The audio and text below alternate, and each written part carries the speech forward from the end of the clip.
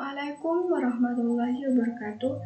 Kenalkan kami dari anggota kelompok 1 yaitu Rosidatul Laili 2003211000105. Ajeng Sari Setianingrum 2003211000048. 3. Fahmi Sanubari 2003211000116.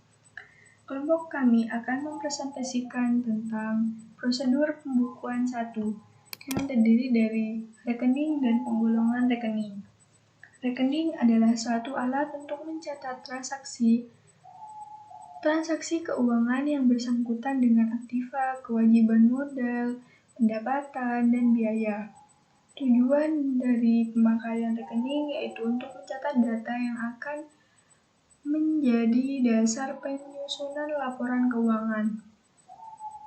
Pada penggolongan rekening ada dua, yaitu rekening neraca atau rekening real yang berkewajiban tentang rekening-rekening kewajiban utang dan rekening-rekening modal.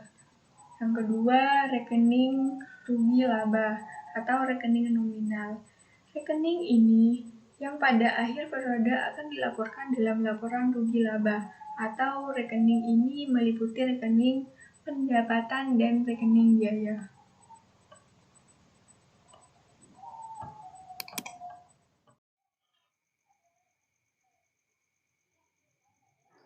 Bentuk-bentuk rekening.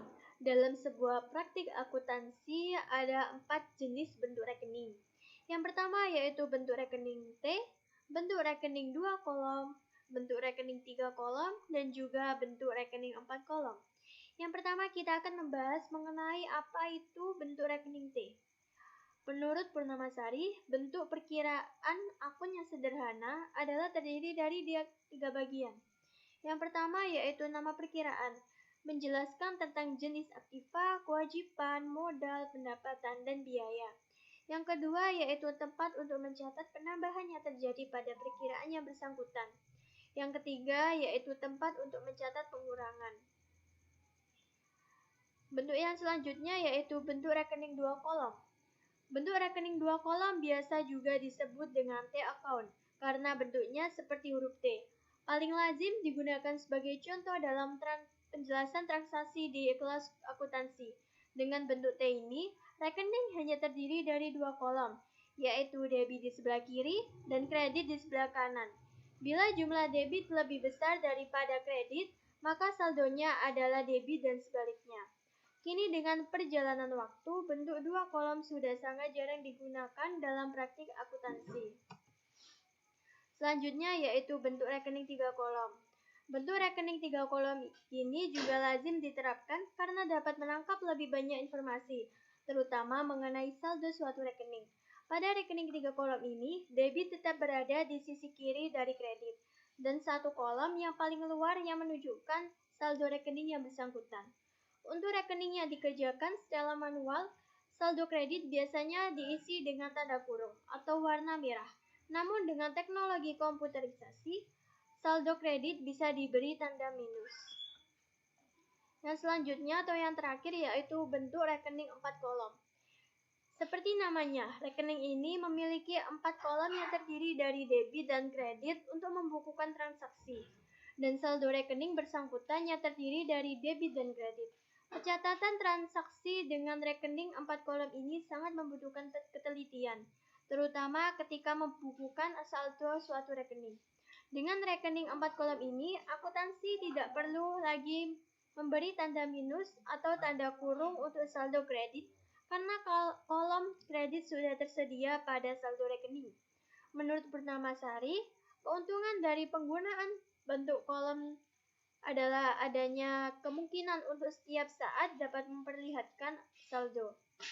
Akhir perkiraan tersebut, kemungkinan kekaburan dan kesalahan ketika mencantumkan saldo perkiraan dalam neraca saldo dapat trial balance atau dapat diperkecil. Dan selanjutnya yaitu isi rekening. Di dalam sebuah rekening berisi mengenai tanggal, keterangan, faktur, dan juga jumlah. Sifat-sifat rekening.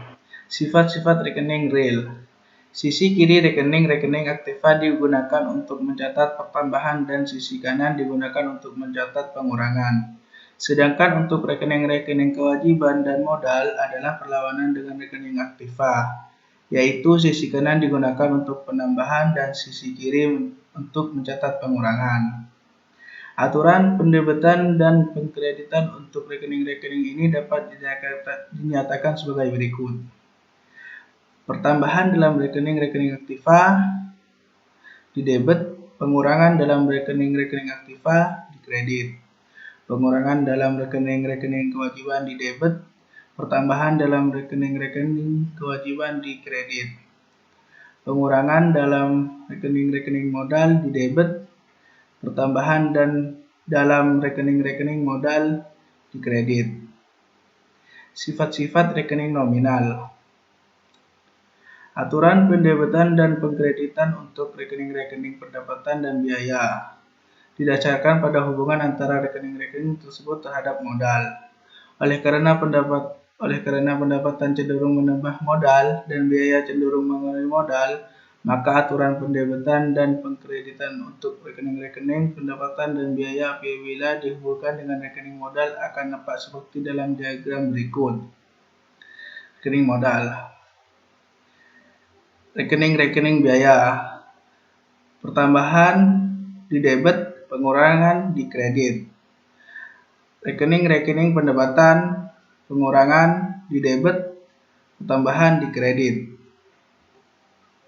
Pada akhir periode akuntansi, saldo rekening-rekening pendapatan dan rekening-rekening biaya dilaporkan dalam laporan laba rugi. Saldo rekening-rekening nominal dalam buku besar kemudian dipindahkan ke rekening ringkasan pendapatan dan biaya yang disebut rekening laba rugi. Dari uraian di atas jelas terlihat bahwa saldo rekening-rekening pendapatan dan biaya akan berakhir pada rekening laba rugi, yang selanjutnya akan dipindahkan ke rekening modal, sehingga tidak ada saldo rekening nominal yang akan dibawa ke periode berikutnya. Berbeda dengan rekening-rekening nominal, saldo rekening-rekening real pada akhir periode akan dibawa ke periode akuntansi berikutnya sebagai saldo awal. Saldo rekening.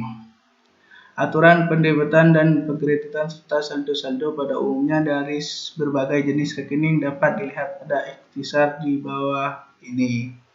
Jenis rekening aktiva, pertambahan didebit, pengurangan dikredit, dan saldo normalnya debit. Jenis rekening kewajiban, pertambahannya kredit, pengurangannya di debit, dan saldo normalnya kredit. Jenis rekening modal, pertambahannya di kredit, pengurangannya di debit, dan saldo normalnya kredit. Jenis rekening pendapatan, untuk pertambahannya di kredit, pengurangannya di debit, saldo di kredit. Jenis rekening biaya, untuk pertambahannya di debit dan pengurangannya di kredit, saldo normalnya di debit. Apabila suatu rekening yang biasanya mempunyai saldo debit ternyata menunjukkan saldo kredit atau sebaliknya, maka hal ini merupakan suatu petunjuk adanya kesalahan pencatatan atau ada transaksi yang tidak biasanya. Sekian dari kami. Kalau ada salah-salah kata, mohon maaf. Wassalamualaikum warahmatullahi wabarakatuh.